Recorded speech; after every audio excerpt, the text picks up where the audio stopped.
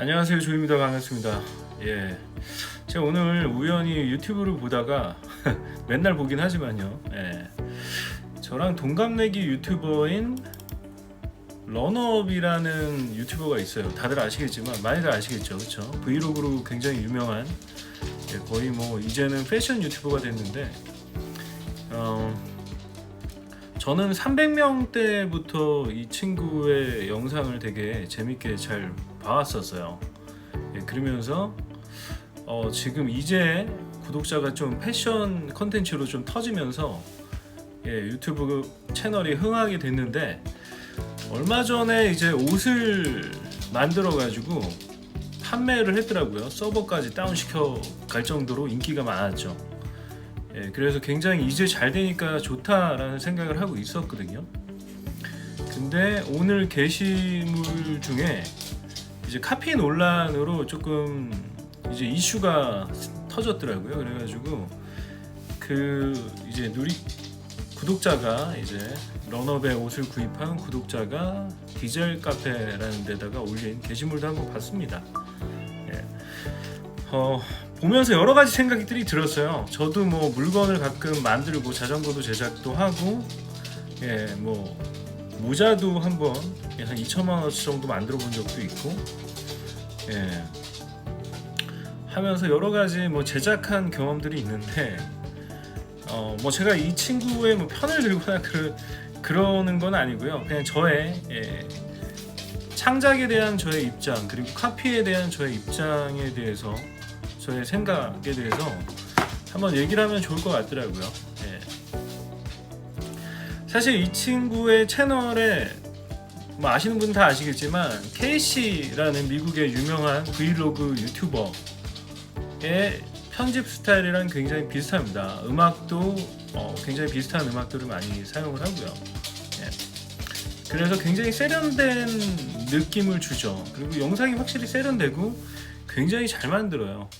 그리고 이 친구 성향 자체가 아티스트 기질이 있구나라는 생각을 저는 많이 했었습니다. 실제로 그렇고요. 그래서 지금 제가 이제 러너님에게 배우는 편집 101이라는 편집 요정 도비님 채널을 보면서 이 친구의 생각을 좀 엿볼 수 있었어요. 이제 이 친구 같은 경우는 제 친구도 아니에요. 뭐 조금 그냥 알기는 압니다만 뭐 직접적으로 그렇게 친한 사이는 아니고요. 아무튼 뭐 쉴드 치려는 것도 아니고요. 그러니까 오해하지 말았으면 좋겠고요. 이 친구는 일단 이 이슈에 대한 저의 의견부터 말하면은, 이 친구는 의상 디자이너가 아니에요. 옷을 전문적으로 만드는 사람이 아니라는 뜻입니다. 그냥 본인이 이제 패션을 좋아하고 옷도 좋아하고 그러다 보니까 나름대로의 기준이 생긴 그런 사람인 거죠. 그래서 자기가 입어봤을 때 다양한 이제 브랜드들을 많이 입어봤을 거 아니에요. 그러면서 이게 어떤 옷이 좋은 거구나 라는 기준이 생긴 그런 사람인 거죠. 그래서 패션에 대한 뭐 철학도 생기고, 다양한 배경 지식도 많이 얻게 되고, 자기 좋아하는 거니까 계속 공부를 하게 되지 않겠습니까? 쇼핑을 하면서도 그런 단계의 사람이지, 옷을 무슨 뭐 전문 디자이너처럼 뭐 패턴을 연구해 가면서 만드는 사람은 아니에요. 그렇죠? 그래서 전문가가 아닌 사람이 옷을 만든다고 했을 때는 저는 그래요. 그 한계가 명확하거든요. 그리고 엄청난 자본력을 갖고 있는 게 아니다 보니까, 저 같은 경우는 자전거를 만든 적이 있어요. 자전거 부품들, 자전거 공장에 가면 어떻게 만드는지 아세요? 의자도 마찬가지고요. 자전거 공장에 가면은 이 부품 책이 이만큼 두꺼운 책이 몇 권이 있어요. 그 중에서 내가 좋아하는 부품들, 내가 이 부품들끼리 이제 같이 사용을 했을 때 자전거에 좋겠다라는 느낌이 드는 그런 것들을 이제 합쳐가지고 제품을 만들어내는 거거든요. 근데 뭐 자전거 같은 경우는, 구동계 같은 경우는 뭐 시마노 스램이고요. 스램은 이제 MTB 쪽으로 좀 유명하고요. 뭐 보통 그 정도 브랜드에서 구매를 하게 됩니다. 그러니까 구매를 하는 게 아니라 이제 부품들을 구매를 하는 거죠. 그것들로 조립해서 내가 만든 자전거가 나오는 거예요. 예. 저희가 뭐 그렇게 뭐 자본력이 몇십억씩 몇백억씩 있는 업체가 아니기 때문에 뭐 새로 금형을 뜨거나 금형비도 굉장히 비싸요, 여러분. 예. 플라스틱 주물을 뜨는 것도 굉장히 비싸고요. 부품 하나 바꾸는데 굉장히 내가 만약에 진짜 나의 디자인으로 설계까지 해가지고 하기에는 너무 많은 돈이 들어가요. 예. 그래서 사실 우리나라의 기업들에서도 저는 이걸 뭐 잘하고 있다라고 얘기하는 건 아니에요. 그러니까 오해하지 마시고 좀 들어주셨으면 좋겠어요. 이 제품을 만든다는 거에 대해서도 뭐 알톤이나 삼천리에서도 자체적으로 부품 개발을 하는 거는 하나도 없다고 보시면 돼요. 그냥 이제 디자이너가 있고 스펙을 이제 만드는 그런 엔지니어가 있으면은 그 분들끼리 이제 토론을 통해서 의견을 나눠가지고 이제 제품 디자인도 하고, 디자인이라고 해봤자 프레임을 변경하는 것도 아니고요. 거의 데칼만 바꾸는 수준이에요. 그래픽만 바꾼다고 보시면 돼요. 그리고 이제 컬러 조합이나 다른 다양한 부품 회사들이 엄청 많거든요. 그래서 그런 부품들을 조합해서 이 디자이너, 설계자들이 만들고자 하는 제품이 탄생이 되는 거예요. 자전거 시장은 그렇습니다. 그리고 제가 모자도 만들어 봤거든요. 모자도 크게 다르지 않더라고요. 모자도 저희가 뭐 원단을 뭐 만드는 그런 수준이 아니잖아요. 뭐 발주량도 많지도 않고 그러니까. 예. 그렇기 때문에 사실상 이제 뭔가 세상에 없던 패턴을 가져오거나 세상에 없던 원단을 사용하거나 이런 거는 거의 불가능하다고 보시면 돼요. 저는 사막여우님 채널도 좀 재밌게 보고 있는데 그분도 뭔가 제작에 대해서는 굉장히 엄격한 잣대를 갖고 계신 것 같아요. 그래서 만약에 OEM 공장에서 의뢰해가지고 만드는 거는 자기가 개발했다라고 하면 안 된다라고 얘기하시는데 제 의견은 진짜 다릅니다. 저는 이제 창작자가 있을 거 아니에요. 창작자라기보다 사업가겠죠. 사업을 하는 사람이 있으면은 이 사람이 어떤 이제 취지로 어떤 부품을 사용하고 어떤 원부자재를 사용하는 거죠. 의류나 패션 쪽에서는 그런 것들을 어떤 식으로 조합해서 쓰는지, 그리고 이제 로고 같은 경우에는 굉장히 많은 이슈들이 있죠. 카피 이슈도 있고 저작권 이슈도 많고, 그렇죠. 그런데 저는 그런 생각이 굉장히 중요하다고 생각해요. 그래서 큐레이션도 저는 창작의 하나의 분야에 들어간다고 생각합니다. 큐레이션이 이제 조합을 하는 거죠. 자기가 여태까지 사용해봤던 경험이나 지식을 통해서 좋은 것들을 조합해서 새로운 것들을 만들어내는 거예요. 지금 제가 이 런업이 만든 옷을 봤을 때 제가 직접 옷을 받아가지고 보진 않아가지고 모르겠지만 조심스럽게 의견을 드리는 거지만 저는 후드티 같은 경우 있잖아요. 맨투맨 티, 그리고 뭐 추리닝 바지, 스웨트 팬츠라고 하죠. 스웨트 팬츠나 이런 것들은 사실 디자인이 한계가 있어요. 기본적인 디자인이 비슷하고요.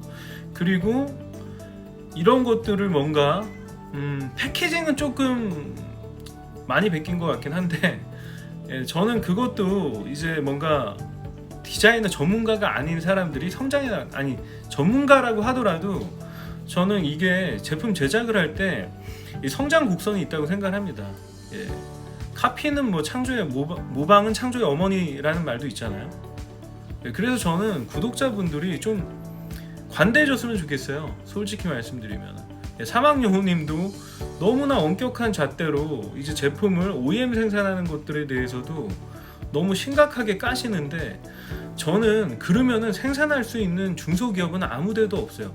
근데 그거를 만약에 사막여우님 말대로 이제 이거는 제가 직접 디자인한 게 아니고 그냥 OEM 공장을 통해서 찍어온 겁니다, 이렇게 얘기를 하면은 그 마케팅이 안 돼요, 솔직히. 마케팅이 근데 이 제품 OEM 공장 중에서 이 부품은 왜 선택했고, 물론 그렇게 디테일하게 설명을 하면 좋겠죠. 근데 대부분 이제 사막여우님이 건드시는 저격하는 그런 이슈들은 대부분 이제 팩트가 아닌 거를 팩트라고 얘기하거나 그런 게 맞아요. 제가 뭐 사막여우님을 저격하려는 건 전혀 아니고요. 제품 생산에 대한 한계에 대해서 저는 말씀을 드리는 겁니다. 창작에 대한 한계, 일반 비전문가인 그리고 어떤 분들은 이런 댓글을 남기시는 분들도 있어요.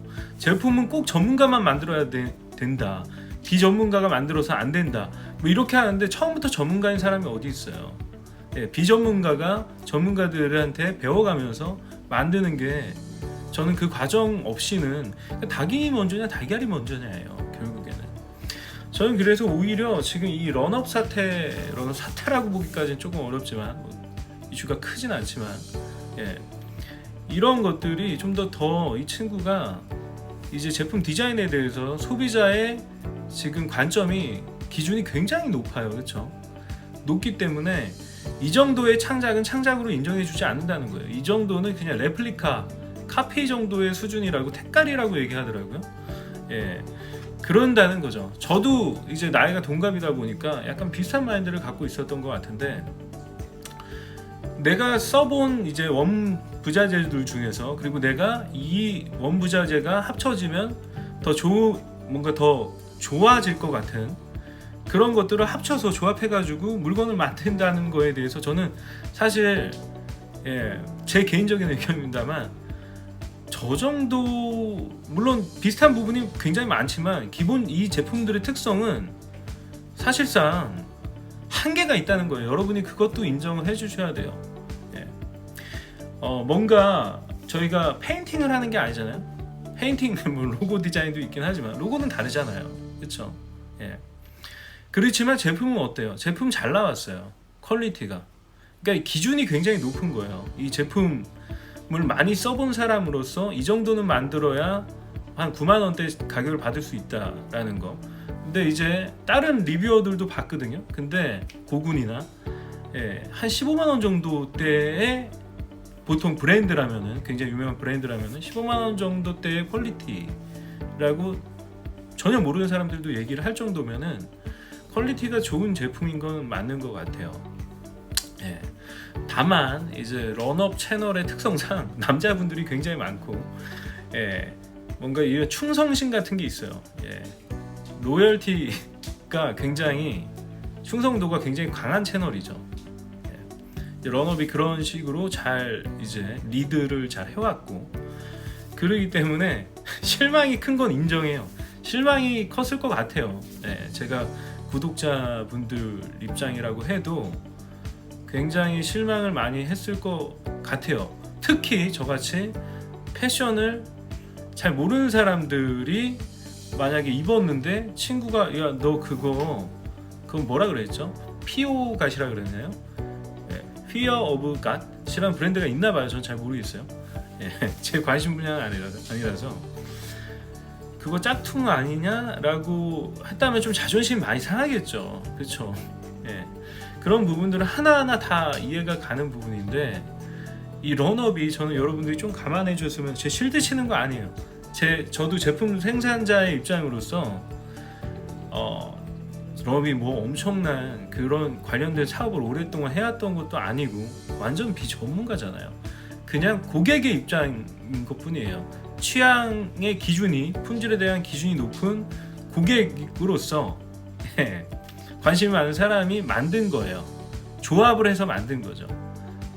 그럼 뭐 이걸 그대로 만들어 주세요 이렇게 했을 수도 있을 거예요. 그건 잘 모르겠어요. 근데 글쎄요, 그 추리닝이라는 게 바지가 주머니 포켓 사이즈까지 막 재가면서 했는데, 사실 정말 저는 잘 모르겠습니다. 그 부분에 대해서는. 하지만 런업이 비전문가다라는 거, 의상을 공부한 사람도 아니다라는 입장, 그리고 그쪽 때 관련된 사업을 오랫동안 해온 사람도 아니다라는 거를 감안하셔가지고 생각을 하면 좋을 것 같습니다. 사실 우리가 생활하면서 쓰는 제품 중에는 대부분이 OEM 제품이라고 봐도 무방할 정도로 굉장히 많은 이제 로고만 다른 제품들이 굉장히 많아요. 진짜로. 근데 그 OEM 제품을 내가 생산한 거 내가 만든 제품이 아니다라고 하면은 사실 사업을 하는 입장에서는 뭔가 마케팅하는 쪽에서도 굉장히 애로사항이 있고요. 현실적인 문제예요, 그렇죠? 예. 그리고 내가 개발을 하지 않았다. ODM은 내가 만들었다라고 할 수 있겠죠. 개발을 해가지고 이제 설계를 하고 그 제조만 맡긴 거니까, 노동만 맡긴 거죠. 근데 저는 OEM도 이제 부품을 바꾸거나 뭐 컬러를 바꾸거나 약간의 트위스트를 하면서, 물론 완전 카피죠. 기본 틀이 있으니까요, 그렇죠? 근데 그거를 내가 만든 제품이 아닙니다라고 얘기해야 된다라고 한다는 그 주장에는 완전히 반대합니다. 저는 OEM 생산도 내가 만든 제품이라고 할 수 있다라고 생각을 해요. 이건 철저하게 생산자의 입장일 수가 있는데 판단은 여러분이 하면 되실 것 같고요. 그리고 이제 같은, 만약에 제가 지금 찍고 있는 스마트폰 거치대를 제가 만드는 사람이라고 예를 들면은, 저기서 이제 스프링 하나를 바꿀 수도 있어요. 이 스프링의 강도를 좀 더 탄성이 센 스프링으로 바꿀 수 있고, 저희가 의자 제작할 때 그런 식으로 제작을 했었거든요. 스프링 강도를 계속 바꿔가면서 다 테스트를 했어요. 거기서 가장 좋은 이제 스프링 탄성을 찾아낸 거죠. 저희가 몸무게에 따라서도 계속 테스트를 해보고, 그런 과정도 돈이 많이 들어가요. 제품을 버려야 되거든요. 스프링만 딱 바꿀 수 있는 게 아니에요. 처음에 이제 제작을 할 때 완조립, 공장에서만 조립이 가능한, 장비가 없이는 다시 재조립이 불가능한 제품들이 많기 때문에 저는 그런 것도 소비자들로서 조금 관대하게, 좀 너그럽게 이해를 해줬으면 하는 바람에서 지금 런업 이것도 이슈가 불거지고, 그래서 한 번은 얘기하고 싶었어요. 이 주제에 대해서. 사망여우님도 굉장히 엄격한 잣대를 들이대시고, 사기다, 이걸 사기다라고 표현하는 거는 저는 절대 반대합니다. 이건 동의할 수가 없어요.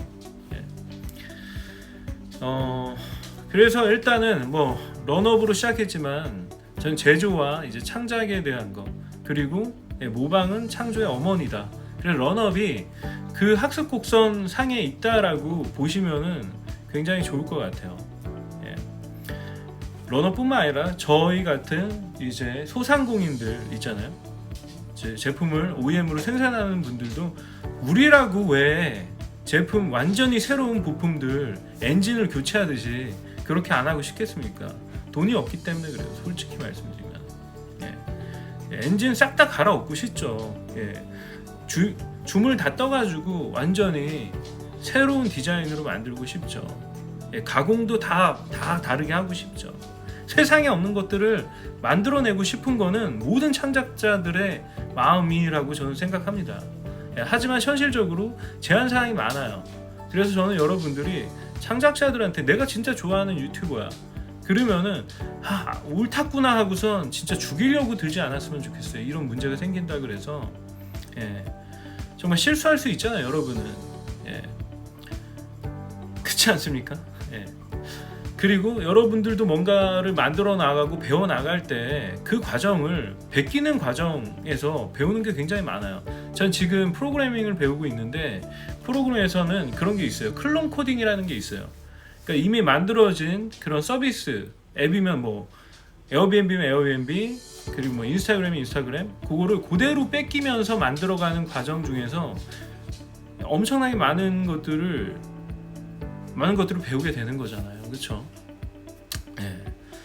그래서 저는 이 과정이, 런업이 이 일을 계기로 해서 좀 더 한층 업그레이드된, 이제 앞으로 점점 소비자에서 디자이너, 전문가로 이제 그게 학습이 돼가면서 성장을 해 나가는 거죠. 그래서 성장을 했으면 좋겠어요. 그래서 두 번째 만드는 제품도 완판했으면 좋겠고요. 근데 그 두 번째 만드는 제품은 지금 같은 이런 카피에 대한, 짝퉁에 대한 불식을 시키기 위해서라도 진짜 제대로 된 정말 오리지널리티, 런업만의 오리지널리티가 담긴 제품을 만들 수 있었으면 좋겠다 라는 얘기를 끝으로 이 영상을 마치겠습니다. 그래요. 그러면 저는 다음 영상에서 뵐게요. 시청해주셔서 감사드립니다.